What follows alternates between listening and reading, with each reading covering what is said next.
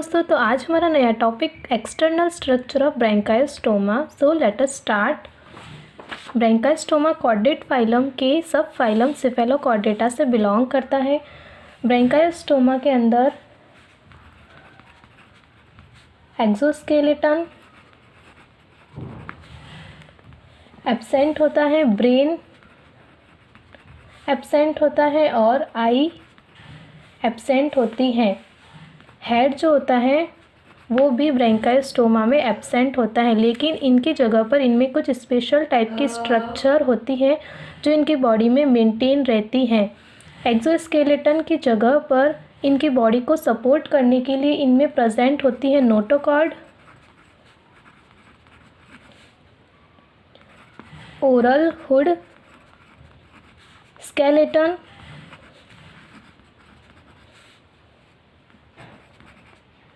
Pharyngeal skeleton, fin rays box, endostyle plate. 1 2 3 4 5 ये जो 5 structure होती हैं ये इनकी बॉडी में एक्सोस्केलेटन की जगह पर पाई जाती हैं, जो कि इनकी बॉडी को सपोर्टेड रखने का काम करती हैं। ब्रेन की जगह पर इनमें ब्रेन एब्सेंट होता है, तो ब्रेन की जगह पर यहाँ ब्रैंकायोस्टोमा में प्रेजेंट होता है सेरिब्रल वेसिकल, जो कि नर्वस सिस्टम को थोड़ा सा देखने के बाद हमें पता चलेगा सेरिब्रल वेसिकल क्या है। आई की जगह पर यहाँ पे प्रेजेंट होती है लेटरल ऑसिलाई और हेड की जगह पर यहाँ पर होता है रोस्ट्रम। ये वाला पोर्शन जो हमें दिख रहा है रोस्ट्रम। तो ब्रैंकायोस्टोमा में ये सारी चीज़ें एब्सेंट होती हैं। इसी के साथ में अगर हम इसकी एक्सटर्नल स्ट्रक्चर को देखें तो ब्रैंकायोस्टोमा का जो शेप होता है वो एक छोटी सी मछली या फिर ईल की तरह होता है, जो लिटरली कंप्रेस्ड होता है, जो कि साइडों से दबा हुआ होता है। बिल्कुल इस स्केल की तरह होता है ब्रैंकायोस्टोमा का शेप, जिस साइडों से पूरा पुश होता है, दबा हुआ होता है इस स्केल की तरह। और इसी का मैंने लेटरल व्यू यहाँ पे परफॉर्म किया है। लेटरल साइड से हमें जिस तरह से डायग्राम दिखाई दे रहा है उसी तरीके का डायग्राम हमारे इस तरफ से भी दिखाई देगा। और इनके दोनों साइड्स जो होते हैं, दोनों किनारे, वो नुकीले होते हैं। This was the most reason कि इनको लैंसलेट और एम्फिओक्सिस के नाम से जानते हैं। लैंसलेट क्योंकि इनका स्ट्रक्चर लेंस जैसा है, यानी कि एक भाले की तरह इनका स्ट्रक्चर दिखाई देता है, दोनों ओर से नुकीला, जैसे एक छोटा भाला होता है उसी तरीके से ब्रैंकायोस्टोमा का शेप दिखाई देता है। एम्फिओक्सिस, एम्फी मीन्स होता है बोथ और ऑक्सिस मीन्स होता है शार्प। इनके दोनों किनारे जो होते हैं वो नुकीले होते हैं, इसीलिए इसको एम्फिओक्सिस भी बोलते हैं। इसी के साथ में ब्रैंकायोस्टोमा जो होता है वो ब्रैंकायोस्टोमा अपनी बॉडी को 2 पार्ट्स में डिवाइड रखता है, ट्रंक और टेल। ट्रंक वाला रीजन जो आगे वाला पोर्शन होता है धड़, उसको हम बोलते हैं ट्रंक, और पीछे वाला जो पोर्शन होता है उसको हम बोलते हैं टेल। ब्रैंकायोस्टोमा जो होता है, क्योंकि इनमें हमें पता है हेड वाला पोर्शन एब्सेंट होता है, इसीलिए इनके अंदर इनकी जो बॉडी होती है वो 2 पार्ट्स में डिवाइड रहती है, ट्रंक और टेल। ब्रैंकायोस्टोमा के अंदर इतना वाला जो पोर्शन होता है ये होता है माउथ के आगे वाला। ये वाला पोर्शन हो जाता है इनका माउथ, और इस माउथ को ढकने के लिए एक स्ट्रक्चर होती है, उसको हम बोलते हैं ओरल हुड। ये जो हमें रेड वाली लाइन दिखाई दे रही है, this is the oral hood. ये माउथ को ढकने वाली एक झालर नुमा स्ट्रक्चर होती है, और इनको हम बोलते हैं ओरल हुड पर प्रेजेंट है ओरल सिराई। यहाँ से इनकी माउथ की ओपनिंग होती है। ये हमारा लेटरल व्यू हो जाता है ब्रैंकायोस्टोमा का। इनका पूरा नुकीला होता है दोनों सिरों से, इनको लैंसलेट एम्फिओक्सिस बोलते हैं। इनकी जो बॉडी होती है वो 2 पार्ट्स में डिवाइड रहती है, ट्रंक वाला पार्ट और टेल वाला पार्ट। बिकॉज क्योंकि इनमें हेड पोर्शन एब्सेंट होता है, इसीलिए जो आगे वाला पार्ट होता है थोड़ा सा ग्रोथ करके रोस्ट्रम या फिर स्नाउट में कन्वर्ट हो जाता है। बिल्कुल इसी रोस्ट्रम के नीचे ही हमारी ये वाली स्ट्रक्चर प्रेजेंट होती है। अगर हम ब्रोंकाइलोस्टोमा का नेचुरल हैबिटेट देखें तो ये हमेशा ही मेराइन वाटर में, सी वाटर में प्रेजेंट होता है। सी वाटर के शैलो वाले पार्ट के अंदर ये अपने बिल बना कर के रहते हैं, जिनमें ये आधा वाला जो भाग होता है उनको रेत में धंसा कर रखते हैं और आगे वाला जो हिस्सा होता है वो रेत से बाहर रखते हैं वाटर के अंदर। ब्रोंकाइलोस्टोमा हमेशा ही ड्यूल नेचर को अपनाते हैं, यानी कि ये दोहरा जीवन बिताते हैं। वो डे टाइम के अंदर ये अपने बिल के अंदर रहते हैं और जैसे ही नाइट आती है ये अपने बिलों से बाहर निकलते हैं फूड मटेरियल को ढूंढने के लिए, और जैसे ही थोड़ा बहुत डिस्टर्बेंस होता है ये वापस में रेत में धंस करके छुप जाते हैं। तो ये इनका नेचुरल हैबिटेट हो जाता है। इसी डायग्राम के अंदर हमें ब्रोंकाइलोस्टोमा का इंटरनल स्ट्रक्चर देखने को मिल रही है, जिसके अंदर ये ओरल हुड वाले पार्ट से लगा कर के एनस तक ये पूरा एलिमेंट्री केनाल है इसकी इंटरनल स्ट्रक्चर, और इतना वाला जो पार्ट है उसको हम बोलते हैं ग्रसनी। अब ग्रसनी के चारों ओर कवरिंग करके एक थैले जैसी स्ट्रक्चर होती है जो ग्रसनी को चारों ओर से कवर करके रखती है। केवल डोर्सल वाले पार्ट, ऊपर वाले पार्ट को कवर नहीं करती। इस स्ट्रक्चर को हम बोलते हैं एट्रियम, और ये एट्रियम एक पोर के थ्रू खुल जाता है, इसको हम बोलते हैं एट्रियोपोर। और यहाँ से वाटर जो होता है वो एलिमेंट्री केनाल में जाकर के ये जो हमें ब्लैक ब्लैक स्ट्रक्चर दिख रही है ग्रसनी में, इनको बोलते हैं गिल स्लिट्स। और यहाँ से पानी एट्रियम में चला जाता है। एट्रियम से होकर के एट्रियोपोर से पानी जो होता है वो बाहर निकल जाता है। तो इन द सेंस कि ब्रोंकाइलोस्टोमा में 3 अपर्चर हमको देखने को मिलते हैं, 3 छेद होते हैं, माउथ वाला, एनस वाला और बीच वाला जो स्पेशल स्ट्रक्चर है एट्रियम वो खुल जाता है एट्रियोपोर से। तो बीच वाला है हमारा एट्रियोपोर। तो 3 अपर्चर देखने को मिलते हैं ब्रोंकाइलोस्टोमा में। तो ये जो एट्रियोपोर होता है ये एट्रियम से खुल जाता है। अब बात आती है कि ये हमारी थी इंटरनल स्ट्रक्चर। अब इसी इंटरनल स्ट्रक्चर के ऊपर कुछ मसल्स बैंड जो होते हैं वो कुछ हमें इस तरीके से दिखाई देते हैं। ये जो मैं बना रही हूँ ब्लैक ब्लैक, ये हमारे मसल्स बैंड हैं ब्रोंकाइलोस्टोमा के, जो पूरी बॉडी की लेंथ के अंदर प्रेजेंट होते हैं और इस इंटरनल स्ट्रक्चर को ढक करके रखते हैं। यानी कि इस इंटरनल स्ट्रक्चर के बाहर इनके ऊपर हमको ये मसल्स बैंड दिखाई देते हैं, और इन मसल्स बैंड के नीचे हमें कुछ गोनाड्स जो होते हैं वो दिखाई देते हैं, जननांग हमें दिखाई देते हैं। और ये जननांग कहाँ तक प्रेजेंट होते हैं, इस एट्रियोपोर की लंबाई तक प्रेजेंट होते हैं। और ये मसल्स बैंड जिनको हम बोलते हैं मायोटोम्स, इन मसल्स बैंड को हम क्या बोलते हैं, ये जो मसल्स बैंड होते हैं इनको हम बोलते हैं मायोटोम्स। और ये जो मायोटोम्स होते हैं वो अल्टरनेट फॉर्म के अंदर सेगमेंटल अरेंजमेंट के अंदर पूरी बॉडी की लेंथ में प्रेजेंट होते हैं। उसी तरह से गोनाड भी अल्टरनेट और सेगमेंटल अरेंजमेंट के अंदर प्रेजेंट होते हैं, और ये इंटरनल स्ट्रक्चर के ऊपर होते हैं हमारे मसल्स बैंड जिनको मायोटोम्स कहते हैं। और जस्ट इनके नीचे हमको दिखाई देते हैं गोनाड्स। गोनाड्स केवल ओरल हुड से लगा करके एट्रियोपोर तक प्रेजेंट होते हैं, और इनके नीचे हमें ये जो दिखाई दे रही हैं ये होती हैं जो कि इस वाले स्ट्रक्चर को ढक रही हैं, ये होती है हमारा मेटाप्लूरल फोल्ड। ये जो हमें ग्रीन स्ट्रक्चर दिखाई दे रहा है ये हो जाता है मेटाप्लूरल फोल्ड। ओके, तो इतनी बात हमें क्लियर हो चुकी कि ये वाला जो पोर्शन होता है ये इंटरनल स्ट्रक्चर के ऊपर होता है मसल्स बैंड और गोनाड्स। मसल्स बैंड पूरी लेंथ में प्रेजेंट होते हैं और गोनाड्स केवल ओरल हुड से लगा करके एट्रियोपोर तक प्रेजेंट होते हैं सेगमेंटल अरेंजमेंट के अंदर। तो ये वाला जो हमें पोर्शन था वो हमारा क्लियर हो गया।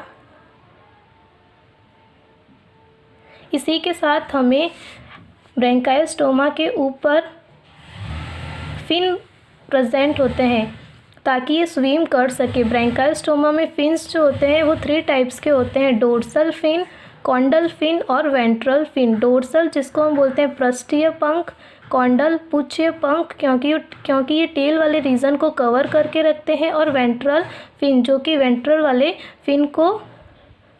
वेंट्रल वाले पार्ट पर होता है जिसको हम बोलते हैं अधरीय पंख।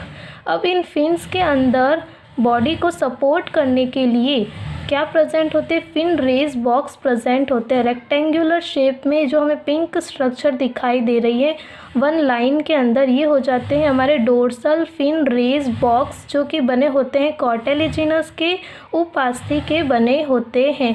और वेंट्रल फिन के अंदर भी 2 लाइन के अंदर हमारे वेंट्रल फिन रेज बॉक्स जो होते हैं वो प्रेजेंट होते हैं। कॉन्डल फिन के अंदर ये एब्सेंट होते हैं। तो ये जो फिन होते हैं वे इसीलिए प्रेजेंट होते हैं क्योंकि इनमें एक्सोस्केलेटन एब्सेंट होता है। तो बॉडी को सपोर्टेड रखने के लिए, उनको सहारा देने के लिए ये फिन रेज बॉक्स प्रेजेंट होते हैं। कहाँ पर होते हैं, ये फिन्स के अंदर होते हैं। और फिन्स जो होते हैं अनपेयर्ड होते हैं।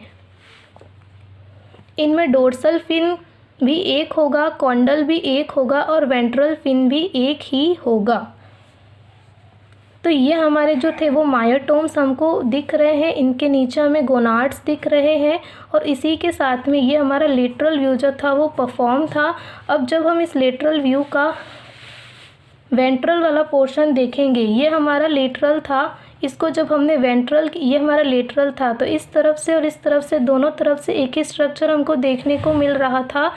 जब हम इसको वेंट्रल की तरफ से करेंगे तो हमें ये मेटाप्लूरल फोल्ड्स जो है उनकी 2 लाइंस दिख रही हैं जो कि बहुत नुकीली हैं और 1 पेयर के अंदर प्रेजेंट होते हैं ये मेटाप्लूरल फोल्ड। तो क्या होता है मेटाप्लूरल फोल्ड, उसको समझने के लिए ये जो मेटाप्लूरल फोल्ड होती है ये एक मेम्ब्रेन होती है। मेटाप्लूरल फोल्ड ये एक ऐसी थिन मेम्ब्रेन होती हैं जो कि रेस्पिरेटरी ऑर्गन को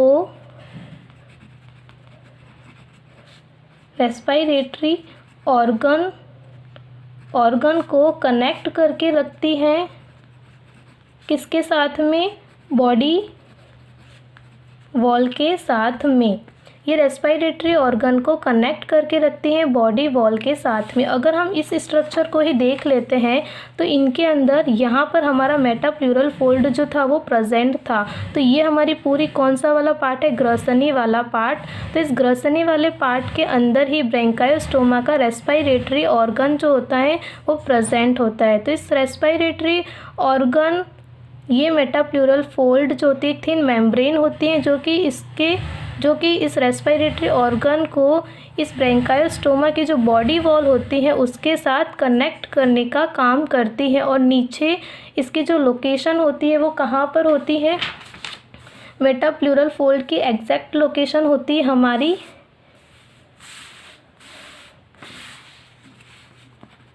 वेंट्रोलेटरल साइड पर। ये मेटाप्लूरल फोल्ड जो होते हैं वो प्रेजेंट होते हैं, 1 पेयर के अंदर प्रेजेंट होते हैं। और कैसे होते हैं, लॉन्जिट्यूडनल होते हैं। मेटाप्लूरल फोल्ड जो होते हैं उनकी लेंथ कितनी होती है, ओरल हुड से लगा करके एंट्रियोपोर तक, यहाँ तक ही हमारा ये जो मेटाप्लूरल फोल्ड है वो प्रेजेंट होगा।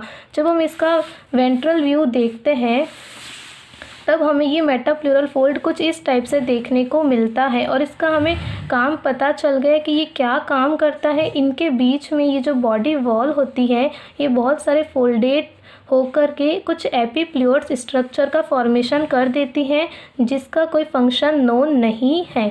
तो ये हमारी एग्जैक्ट मॉर्फोलॉजी थी कि ब्रोंकायोस्टोमा जो होता है वो कैसा उसकी एक्सटर्नल स्ट्रक्चर होती है। हमारे पास कुछ की पॉइंट्स भी हैं मोस्ट ऑफ इसी। और ब्रोंकायोस्टोमा का जो साइज़ होता है वो लगभग कितना होता है, 5 सेमी तक इसका साइज़ होता है। केवल इतना सा ही होगा हमारा ब्रोंकायोस्टोमा, एक छोटे नुकीले भाले के आकार का। और इनका जो कलर होता है वो होता है ट्रांसल्यूसेंट कलर होता है। इनका जो कलर होता है वो कैसा होता है, हमेशा ही ट्रांसल्यूसेंट कलर होता है। यानी कि हम हिंदी में बोले तो इसको बोलते हैं पारभासी कलर। तो पारभासी ट्रांसल्यूसेंट कलर का मीन क्या होता है, जब हम इसको इमेजिनेशन के लिए हम बोल सकते हैं कि जब हम सोप के बबल्स बनाते हैं और उसमें से सनलाइट क्रॉस करके जाती हैं, जब हम बबल्स बनाते हैं सोप के तो सनलाइट क्रॉस करके जाती है, तो जिस तरह से इनमें इंद्रधनुषी कलर दिखाई देता है, सेम उसी तरह से जैसे ही इंद्रधनुषी कलर में शाइन मारते हैं बबल्स, उसी तरह से ये जो ब्रोंकाइस्टोमा है ये भी शाइन मारता है, बहुत ही ज़्यादा ये शाइन मारता है। और इसी रीज़न से कि इनका कलर ट्रांसल्यूसेंट है, इसी रीज़न से हम अपनी नेक्ड आई से भी ब्रोंकाइस्टोमा को देखते हैं तो हमें इनके मायोटोम्स जो हैं, जो मसल्स बैंड्स जो हैं और जो गोनाड्स हैं सेगमेंटल अरेंज के अंदर, वो हमें दिखाई देते हैं।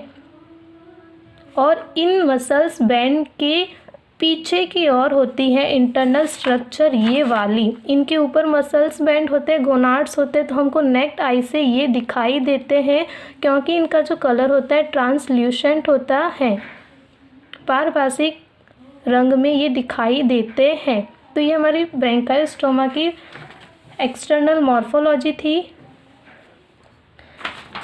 ब्रोंकाइस्टोमा जो है हमेशा ही, ब्रोंकाइस्टोमा के अंदर एक्सोस्केलेटन की जगह पर नोटोकॉर्ड प्रेजेंट होती है क्योंकि ये कॉर्डेट फाइलम के सब फाइलम सिफेलोकॉर्डेटा से बिलोंग करता है, यानी कि इनमें नोटोकॉर्ड प्रेजेंट है। कॉर्डेटा के तीनों मेजर कैरेक्टर प्रेजेंट है। कॉर्डेटा के तीनों मेजर कैरेक्टर प्रेजेंट है, नोटोकॉर्ड, होलो नर्व कॉर्ड जो कि नोटोकॉर्ड के जस्ट ऊपर होती है, और गिल स्लिट्स जो कि ग्रसनी वाले पार्ट में होती हैं। तो ये हैं गिल स्लिट्स, जो ब्लैक ब्लैक छेद हैं ये गिल स्लिट्स हैं, गिल की दरारें हैं, ये प्रेजेंट होती हैं। और नोटोकॉर्ड प्रेजेंट होती है ये वाली ब्लैक ब्लैक पूरी लेंथ के अंदर, और इसके ऊपर जस्ट होती है नर्व कॉर्ड, ये वाली होती है नर्व कॉर्ड। तो कॉर्डेटा के तीनों मेजर कैरेक्टर को ये शो करता है, इसीलिए सिफेलोकॉर्डेटा सब फाइलम से बिलोंग करता है क्योंकि नोटोकॉर्ड तो प्रेजेंट है लेकिन पूरी कंप्लीट बॉडी लेंथ के अंदर प्रेजेंट होता है, रोस्ट्रम वाले पार्ट से लगा करके टेल वाले रीजन तक। तो यहाँ पे मैंने बताया था कि ये वाला जो पार्ट है इसका एनस वाला पार्ट है, तो एनस वाले पार्ट के पीछे वाला जो रीजन है उस वाले पार्ट को हम बोलते हैं टेल वाला रीजन, और इसका पूरा आगे वाला होता है ट्रंक वाला रीजन। तो नो डाउट कि मैंने थोड़ा सा ये जो रीज़न था टेल वाला वो इस तरफ लिख दिया है। यहाँ पर हमारा एनस जो होता है वो खुलता है कॉन्डल फिन के आगे और वेंट्रल फिन के पीछे, यहाँ पर खुलता है। वो हमें डायग्राम नहीं दिख रहा है क्योंकि हमें नेक्ड आई से केवल मसल्स बैंड ही दिखाई देते हैं, मायोटोम्स ही दिखाई देते हैं। तो इतना पीछे वाला पार्ट हमारा टेल वाला है। तो नो डाउट आपको क्लियर हो गया होगा, मैंने थोड़ा इस तरफ लिख दिया है, और ये वाला पूरा इतना वाला पार्ट ट्रंक और इतना वाला पार्ट हो जाता है टेल वाला रीजन। तो इनके अंदर नोटोकॉर्ड पूरी लेंथ बॉडी के अंदर प्रेजेंट होती है। और अब इनके अंदर एक्सोस्केलेटन जो होता है वो नोटोकॉर्ड प्रेजेंट है। ओरल हुड स्केलेटन, इसका क्या मीनिंग हुआ, ये जो ओरल हुड है इस ओरल हुड के अंदर भी इनके पास कुछ कंकाल होता है, तो वो कंकाल हमेशा ही कॉर्टेलिजिनस का होता है, उपास्थि का बना होता है, बोन्स का बना हुआ नहीं होता है। फेरेंजियल स्केलेटन, इनका फेरेंजियल, हम ग्रसनी को क्या बोलते हैं फेरिंग्स, तो इसको बोलेंगे फेरेंजियल स्केलेटन। कुछ ग्रसनी में भी कुछ कंकालें होती हैं, कंकाल की कुछ रॉड्स होती हैं जो कि इनको सहारा देती हैं, इस बॉडी स्ट्रक्चर को बनाए रखती हैं। नोटोकॉर्ड होते हैं वो भी इनके मसल्स को बनाए रखते हैं, इनकी लेंथ को बनाए रखते हैं। फिन रेस बॉक्स होते हैं, ये हमें पता है, इनके पंखों के अंदर प्रेजेंट होते हैं फिन रेस बॉक्स। और एंडोस्टाइल प्लेट, ग्रसनी के अंदर ही जब हम इंटरनल स्ट्रक्चर देखेंगे तो उसमें बताया है कि एंडोस्टाइल प्लेट भी प्रेजेंट होती है। इनके अंदर ब्रेन एब्सेंट होता है, तो ब्रेन की जगह पर क्या प्रेजेंट होता है सेरिब्रल वेसिकल। ये हमारी नोटोकॉर्ड है, जस्ट इसके ऊपर है नर्व कॉर्ड। जब हम नर्व कॉर्ड का टीएस सेक्शन काटते हैं तो हमें कुछ इस टाइप से देखने को मिलता है। तो इनके अंदर बीच में एक सेंट्रल खोखला एक स्पेस होता है, ट्यूब होती है, उसको हम बोलते हैं सेंट्रल केनाल। और यही सेंट्रल केनाल आगे जाके थोड़ा सा फूल जाता है, तो इस स्ट्रक्चर को बोलते हैं, इस लोकेशन को हम बोलते हैं सेरिब्रल वेसिकल। तो इनमें ब्रेन जो होता है, क्योंकि इनमें हेड एब्सेंट होता है, हेड के अंदर ही हमारा ब्रेन होता है, तो इनमें ब्रेन भी एब्सेंट होता है। और ब्रेन की जगह पर, ब्रेन की तरह इनके बॉडी में कौन सा फंक्शन काम करता है, सेरिब्रल वेसिकल, और इसकी लोकेशन मैंने बता दी है। इनमें आई की जगह क्या प्रेजेंट होते हैं, लेटरल ओसिलाई। अब ये जो सेंट्रल केनाल है, इसी के साइड साइड में कुछ आई स्पॉट्स जो होते हैं वो देखने को मिलते हैं, इनको बोलते हैं, ये जो रेड वाला स्ट्रक्चर हमें देखने को मिल रहा है, इनको बोलते हैं हम लेटर। इनमें आई की तरह फंक्शंस प्ले करता है। और हेड की जगह पर क्या बन जाता है, रोस्ट्रम। ये रोस्ट्रम जो है वो हेड की जगह ले लेता है। तो आई होप आपको क्लियर हो गया होगा। मैं थोड़े से मोस्ट ऑफ की पॉइंट्स बता देती हूँ। ये हमारे मोस्ट ऑफ की पॉइंट्स है। माउथ प्रेजेंट होता है, रोस्ट्रम प्रेजेंट होता है, anterior end of trunk small fish like इनकी स्ट्रक्चर होती है, साइड से ये कंप्रेस्ड होता है, बोथ एंड्स इनके नुकीले होते हैं। इनके दो नाम और है, लेंसलेट, एम्फियोक्सिस क्यों है मैंने बता दिया। इनका कलर ट्रांसल्यूसेंट होता है। इनमें eye, head, brain, exoskeleton are absent होते हैं। इनकी जगह पे कुछ स्पेशल टाइप की स्ट्रक्चर होती है। ओके, सो इनमें बॉडी डिवाइडेड रहती है दो पार्ट्स में, 3 अपर्चर्स होते हैं, माउथ, एंट्रियोपोर और एनस। इनमें एट्रियम जो होता है एक स्पेशल स्ट्रक्चर होता है जिससे वाटर रिमूव किया जाता है, जो कि ग्रसनी को चारों ओर से कवर करके रखता है, ये वाला, लेकिन ऊपर से कवर नहीं करता है, डोर्सल साइड से नहीं करता। एक्सेप्शनल केस होता है, सेगमेंटल अरेंज होती है मायोटोम्स और गोनाड्स भी। तो ये हमारे कुछ मोस्ट ऑफ की पॉइंट्स हैं। और ये हमारा लेटरल फोल्ड, ये जो साइड में फोल्ड होते हैं मेटा प्लूरल फोल्ड, इसके बारे में बता दिया है। लॉन्जिट्यूडनल होते हैं, शार्प होते हैं, फिन्स प्रेजेंट होते हैं 3 नंबर्स के अंदर। फिन रेस बॉक्स 2 फिन्स के अंदर ही प्रेजेंट होते हैं, कॉन्डल में एब्सेंट होते हैं, ये सभी अनपेयर्ड होते हैं, नोटोकॉर्ड प्रेजेंट होती है कंप्लीट बॉडी में। सो आई होप आपको एक्सटर्नल मॉर्फोलॉजी ब्रोंकायोस्टोमा की क्लियर हो चुकी होगी। So thank you.